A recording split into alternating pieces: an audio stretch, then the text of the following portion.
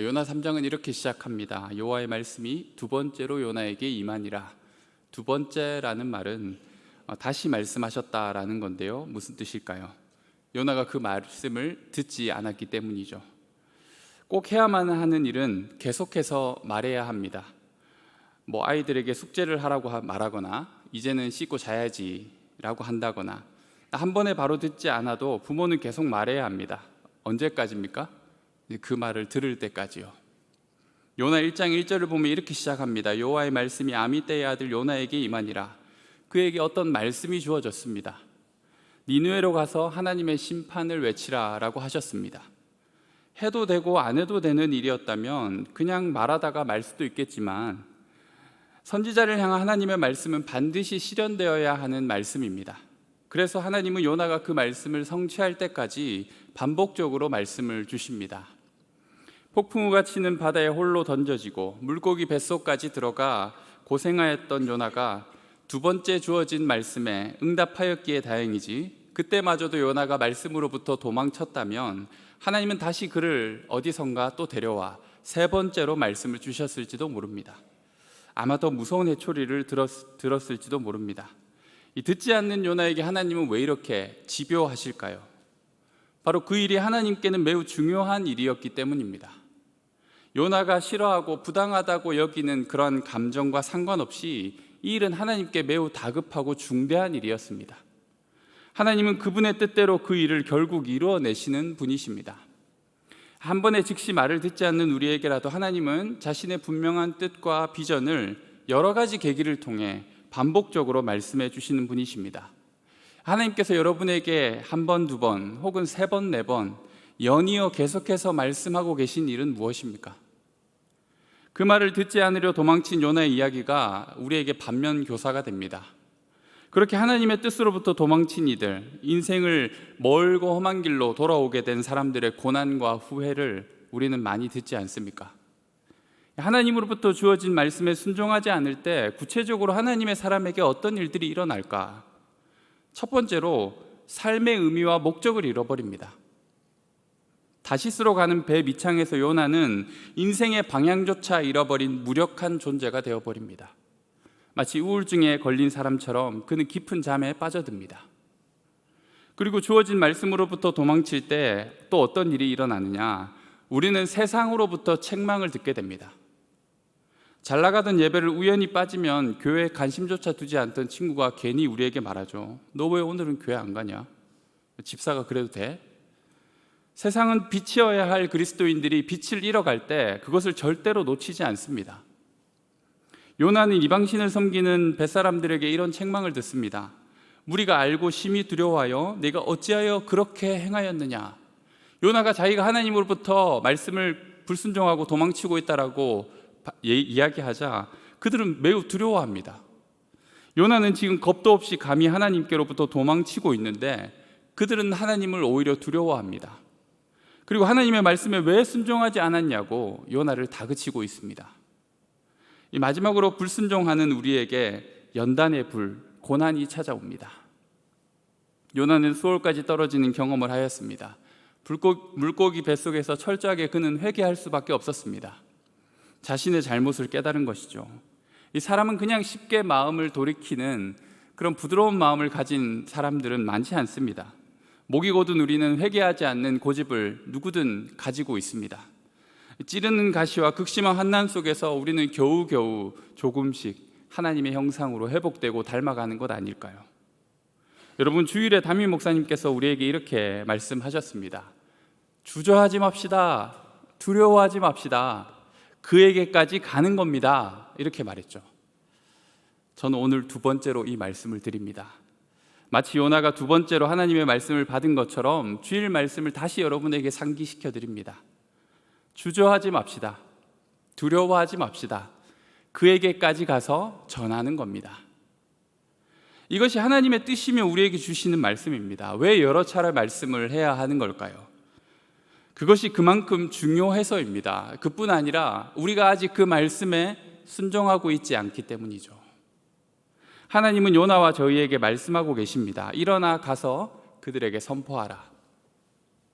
우리가 전할 소식은 그들이 전혀 들어보지 못했던 소리입니다. 우리의 선포는 그들이 경험해보지 못했던 새로운 충격입니다. 거짓과 욕망이 뒤엉킨 세상의 소리만 듣던 그들이 하나님이 부탁하신 말씀을 들을 때 어떤 일이 벌어질지 여러분 상상이 가십니까? 세상의 소리를 뚫고 그들의 영혼에 닿을 하나님의 말씀을 전하는 것이 바로 우리의 사명입니다. 두 번째로 말씀을 드렸습니다. 이제 여러분도 요나처럼 드디어 일어나 가실 거죠? 예, 아멘이 안 나오죠. 예. 3절 말씀을 보면 요나가 여호와의 말씀대로 일어나서 니느웨로 가니라 갔습니다. 니느웨에 여러분이 전도할 그의 이름을 넣어 보시면 좋을 것 같아요. 여러분이 여호와의 말씀대로 일어나서 누구누구에게까지 갔더라. 그에게로 말씀대로 가는 거죠. 그런데 목사님 그게 참 쉽습니까? 잘 안 됩니다. 전도가 어려워요. 그렇습니다. 3절 말씀도 우리에게 그걸 말해주는 것 같아요. 요나가 여호와의 말씀대로 일어나서 니느웨로 갔습니다. 그런데 이어서 뭐라고 합니까? 니느웨는 사흘 동안 걸을 만큼 하나님 앞에 큰 성읍이더라. 예루살렘과 차원이 다른 제국의 도시 니느웨는 사흘을 걸어야 전체를 다 볼 수 있는 그만큼 큰 성읍이었습니다. 그 압도되는 크기와 화려함, 요나는 그 앞에 지금 서 있는 겁니다. 내 말이 먹히기는 할까? 나보다 훨씬 잘 사는 그가 내 말을 들어주기나 할까? 내 신앙 하나 간수하는 것도 어려워 자주 걸려 넘어지는 내가 어떻게 감히 전도를? 나같이 말도 어눌하고 복음에 대한 지식도 없는 사람이 하는 말을 그가 들어줄까? 효과가 있을까? 니느웨 성을 마주한 요나와 우리의 상황은 비슷합니다. 그가 들을까? 단순히 그를 불편하게만 만드는 게 아닐까? 하지만 중요한 것은 하나님께서 그것을 원하신다라는 거예요. 내가 말을 잘하느냐 못하느냐, 그가 그것을 어떻게 받아들이느냐, 분위기가 어떻게 될까, 들어주기나 할까, 이런 고민보다 더 중요한 게 있는데 하나님이 이 일을 매우 기뻐하신다라는 것, 그에게 내가 가서 말하기를 바라시고 계신다라는 사실입니다. 우리는 그 사실을 믿고 말씀대로 하는 것이죠.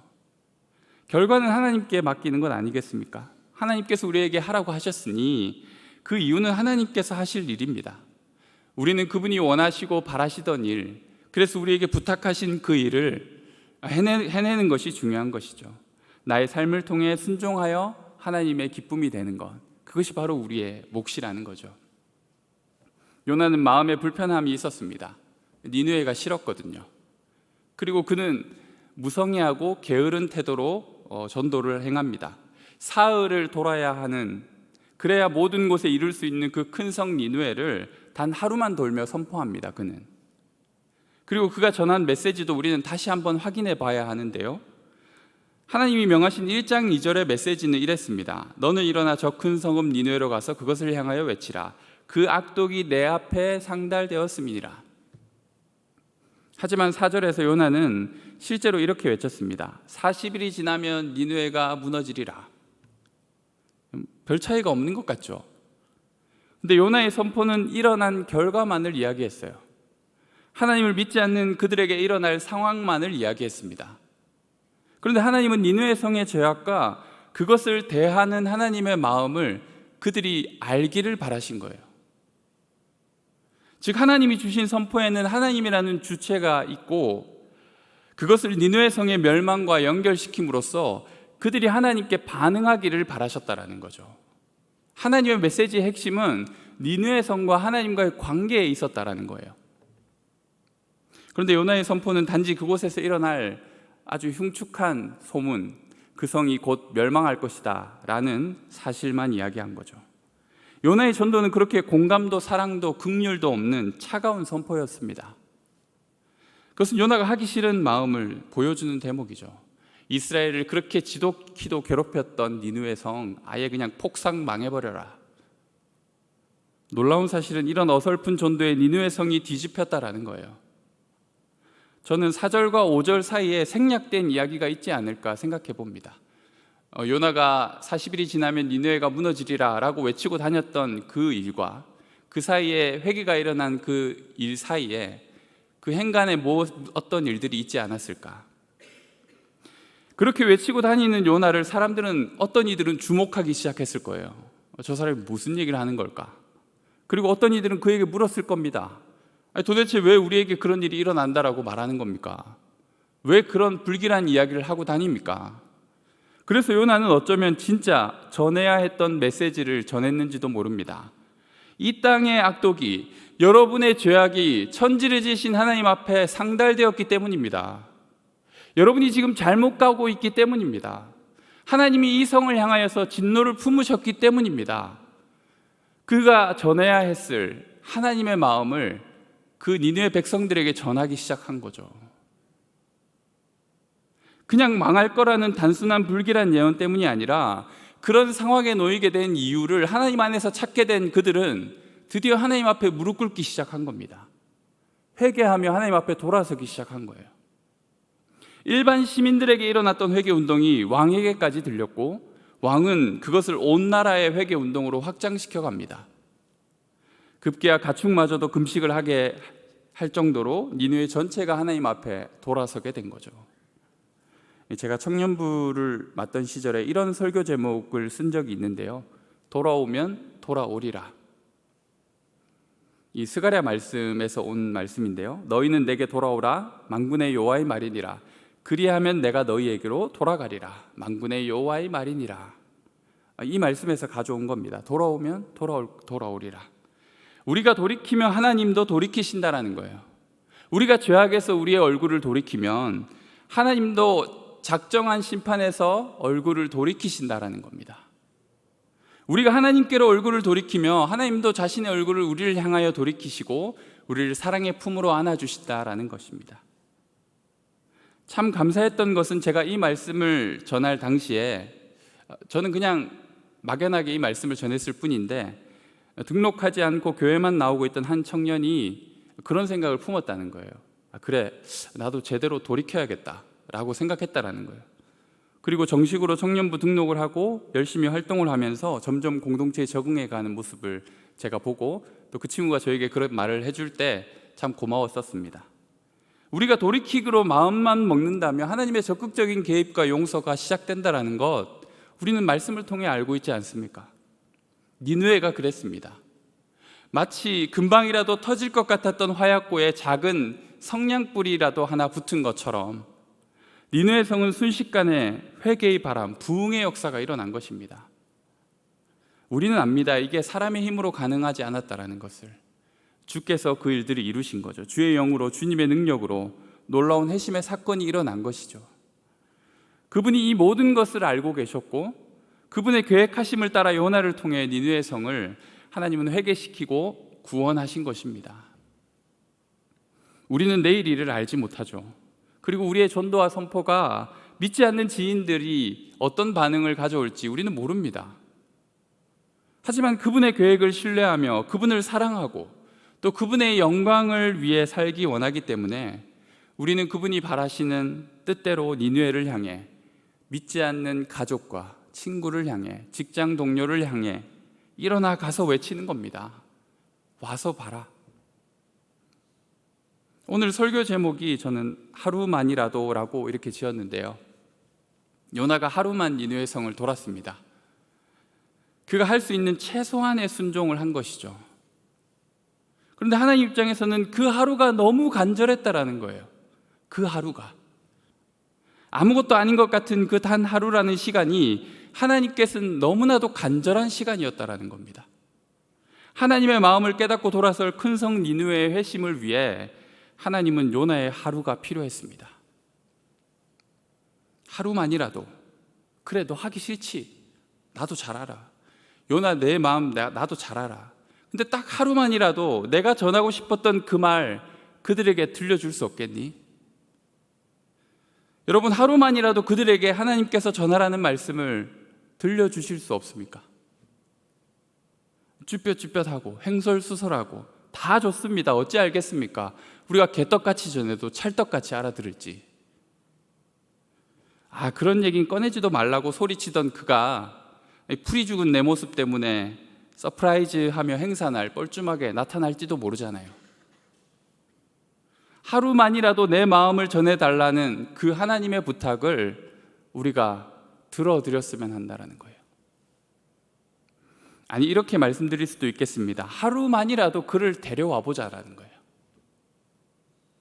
뭐 베스킨라빈스처럼 31가지까지는 아니더라도 다양한 기회들을 만들어 놓았잖아요. 그냥 그중 하루만이라도 그를 데려올 수 있다면 얼마나 좋을까요?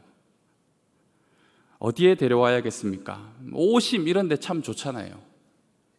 뭐 또 있습니까? 뭐 오심도 있고, 또 오심도 있고, 여러 행사들이 있으니까요. 많이 데려오시면 좋을 것 같아요. 하루만이라도 내가 그를 데려오겠다. 그 뒷일은 하나님께 맡기겠다. 그런 마음으로 품고 있는 이들을 꼭 데려오시면 좋겠습니다. 로마서에서 바울이 이렇게 말하고 있습니다. 누구든지 주의 이름을 부르는 자는 구원을 받으리라. 그런즉 그들이 믿지 아니하는 일을 어찌 부르리요? 듣지도 못한 일을 어찌 믿으리요? 전파하는 자가 없이 어찌 들으리요? 보내심을 받지 아니하였으면 어찌 전파하리요? 기록된 바 아름답도다. 좋은 소식을 전하는 자들의 발이여 함과 같으니라. 우리는 하나님으로부터 보내심을 받았기에 그것을 전파해야 하고, 전파하였기에 그들이 들을 수 있는 겁니다. 그리고 믿음은 들음에서 난다라는 거예요. 여러분 모두가 좋은 소식을 전하는 아름다운 발이 되었으면 좋겠습니다. 우리는 하나님의 이 조바심, 그분의 애타는 심정을 깨달아야 합니다. 임박한 진노 앞에 놓인 큰 성 니느웨 사람들을 아끼시고 사랑하시는 그 하나님의 마음을 여러분은 얼마나 알고 계십니까? 정말 하루만이라도 내 마음을 그들에게 들려주기를 바라시는 그 하나님의 심정을 여러분도 함께 느껴보셨으면 합니다. 하나님이 요나서 가운데 요나와 계속해서 씨름하고 싸우잖아요. 서로 말다툼하는 것처럼 그렇게 요나와 대화를 하시다가 내내 참아오시다가 결정적인 한마디를 마지막에 던지시는데요. 그 절박한 하나님의 심정을 요나가 들었을 때 반항하며 대들던 요나도 더 이상 할 말이 없어집니다. 합주기가 되어버립니다. 하나님의 마음을 알게 되면 우리는 말문이 막히게 되는데요. 변명도 핑계도 필요 없어집니다. 그 마음으로 인해 우리는 말이 아니라 행동을 하게 되는 거죠. 요나서의 마지막에 나오는 그 하나님의 결정적인 한마디, 우리 함께 같이 읽어보았으면 합니다. 4장 10절에서 11절까지 말씀입니다. 시작. 여호와께서 이르시되 재배도 아니하였고 하룻밤에 났다가 하룻밤에 말라버린 이 박넝쿨을 아꼈거든. 하물며 이 큰 성읍 니느웨에는 좌우를 분별하지 못하는 자가 12만여 명이요 가축도 많이 있나니 내가 어찌 아끼지 아니하겠느냐 하시니라. 아멘.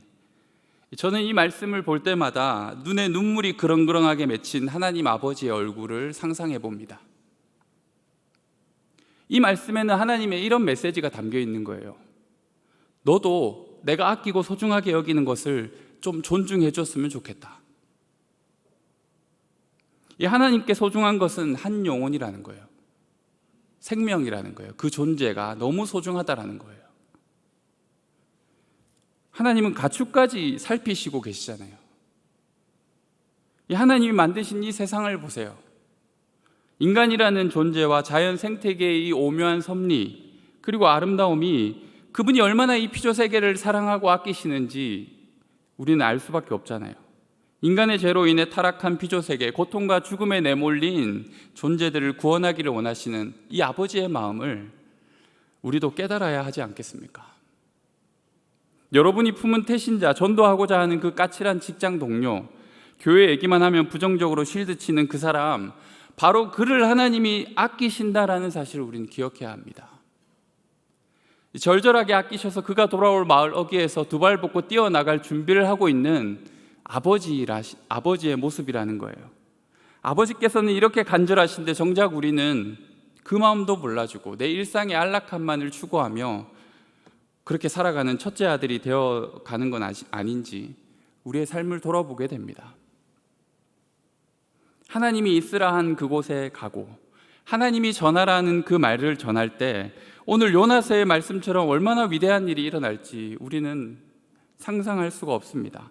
이 개인의 변화 정도가 아니었습니다. 왕과 나라 전체가 뒤집어지는 역사가 있지 않습니까? 여러분이 복음을 전하는 그 불신자 한 사람이 사실은 하나님 나라의 기둥과도 같은 존재일지도 모른다라는 거예요. 예수 잘 믿고 있다고 자부하는 우리보다 훨씬 더 위대한 일을 하나님을 위해서 할 사람이 될 수도 있다는 거예요. 그런 위대한 상상을 우리가 품고 그들을 바라봐야 하지 않겠습니까? 사도 바울이 그렇지 않았습니까? 여러분의 태신자가 단순히 교회를 나와서 개인적인 문제 몇 가지를 해결하고 마음의 평안을 찾게 되었다, 그 정도가 아니라 이 나라와 세계를 바꿀 하나님의 거룩한 용사가 될 수도 있다라는 그런 생각을 품으셨으면 좋겠습니다. 나를 그에게 보낸 하나님의 합당한 이유가 다 있구나라는 것들을 기억했으면 좋겠어요. 믿음은 바라는 것들의 실상입니다. 오늘 요나서는 사실 이스라엘의 믿음을 꼬집고 있는 책입니다. 진짜 하나님 앞에 울며 회개하고 돌이켜야 할 이스라엘은 정작 가만히 있는데, 또 강팍하게 하나님이 하실 용서를 부당하다고 잘못되었다고 막 따지고 있는데, 하나님도 모르는 이방 나라 니느웨는 진실한 회개와 삶의 변화를 보여주고 있었던 거예요. 까딱 잘못하면 먼저 된 자가 나중될 수 있는 거죠. 여러분이 전도하게 될 그 사람, 우리는 감히 무시할 수 없는 거예요.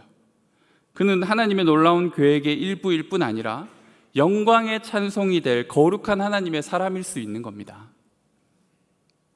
이 주일을 우리에게 허락하신 말씀대로 하나님의 계획은 신실하고 참 놀랍습니다. 우리 모두는 그 계획 아래에 살아가고 있습니다.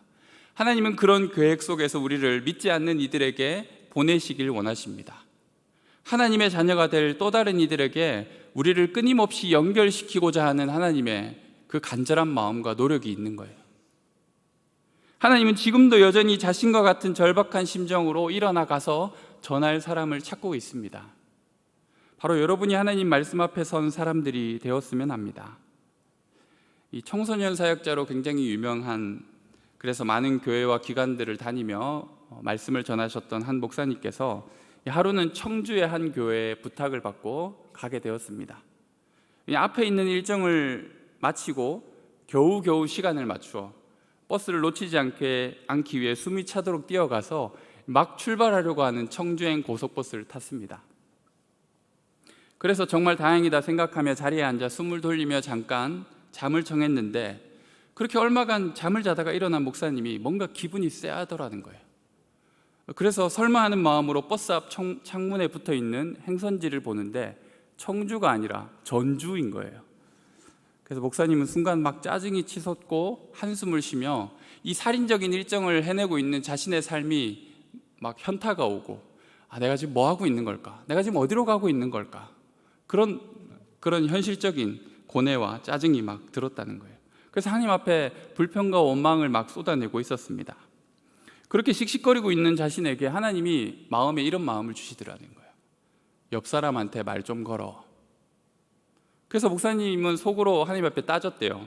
아니, 하나님, 제가 그럴 기분이 아니에요. 그래도 하나님께서 주시는 마음이 또 여전하게 옆 사람한테 말 좀 걸어. 그래서 대뜸 옆에 앉은 여성에게 그냥 거두절미하고 이렇게 말했대요. 하나님이 말 좀 걸으라고 하시네요. 그랬더니 갑자기 그 여성이 막 펑펑 눈물을 쏟기 시작하는 거예요. 그래서 어떻게 된 사연인지 얘기를 들어보니, 그 자매는 자기 어머니가 이 극단적인 선택을 해서 돌아가시고 이 장례를 치르고 이제 집으로 돌아가는 길이었다라는 거예요. 크리스찬이었던 그 자매는 그렇게 차에서 내려오면서 너무 죽고 싶은 마음, 괴로워하는 마음으로 하나님 앞에 이렇게 계속해서 말했다는 거예요. 하나님, 저 죽고 싶어요. 하나님 정말 계시다면 저한테 말 좀 걸어주세요. 목사님은 그렇게 그 자매에게 하나님이 계획하신 자리에서 그에게 전해야 될 말을 하게 된 거예요.